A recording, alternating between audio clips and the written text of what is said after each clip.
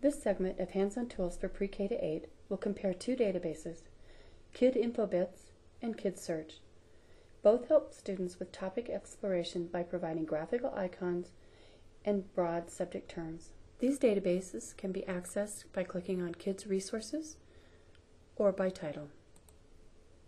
We'll begin with Kid InfoBits.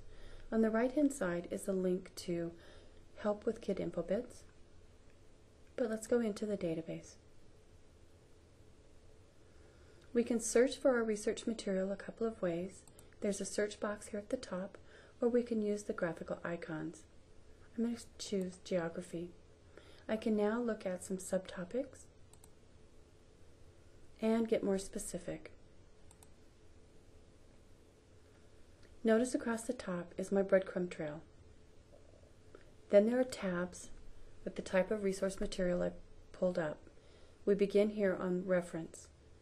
Notice that it indicates the reading level, the circle for easy and the triangle for more difficult.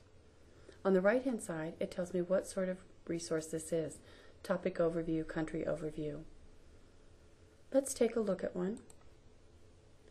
This one happens to be a country overview where I can see maps, flags, and get information about the country. I can place this item in my backpack. Now we can look at other information, for example, magazines, and the variety available there, and move on down through the tabs. I can look at a flag and also put that in my backpack, and look at images, which can also be placed in the backpack. Let's take a look at the backpack. Any item I put in here, I can now print or I can email. These will stay in my backpack until I log out of Kid InfoBits.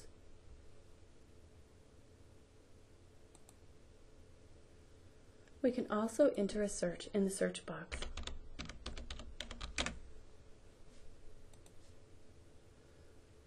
Now I can select my terms. So for example, depending on which Einstein I wanted, I'm going to select Albert Einstein.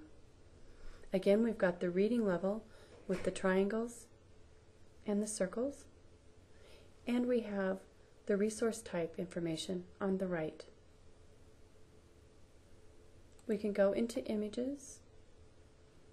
Notice that charts and graphs and maps and seals do not have any information in them. There's a teacher toolbox at the top.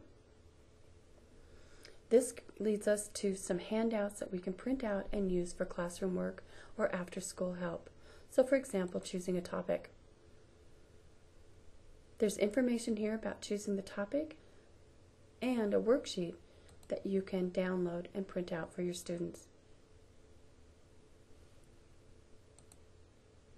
Now let's take a look at the second database, and that's Kid Search. It also has a link to help on the right hand side. Again, we have graphical icons and specific subject terms. This time, let's take a look at animals. Here we can click in the box for subtopics, for example, insects, and then click Go. We have tabs across the top for our various resource types: newspapers, books and encyclopedias, biographies, primary source documents, and photos. Scroll down and take a look at our beginning items, which is the All results. I can click on an item here. Here it comes up in HTML format, but I can also click on PDF.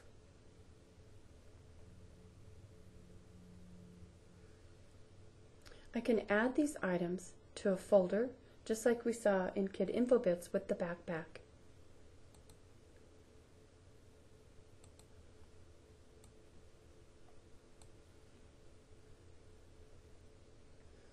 On the left-hand side, I can narrow my all results by subject or by publication. So if you wanted to take a look at this topic, but stick with a specific publication like the Weekly Reader, I can narrow my results to that publication.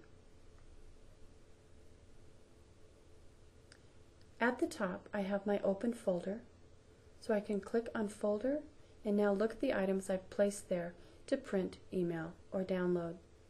For more information about the folders, refer back to the Nautilus segment, Using Folders. We can also conduct a search here in the Find box. Teaching students to use the AND allows them to create a more specific search. For example, just looking for dinosaurs in this database produces almost 3,000 hits. By combining it using the word AND with Wyoming, I've narrowed my search results to 30. You can also use the Narrow Results By links on the left-hand side by subject or by publication again.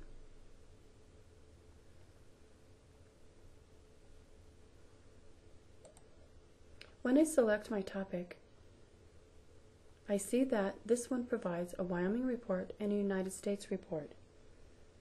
In this database, when a state or country is discussed, you may find a report available. Explore these two resources and see which provides the best results for your searching.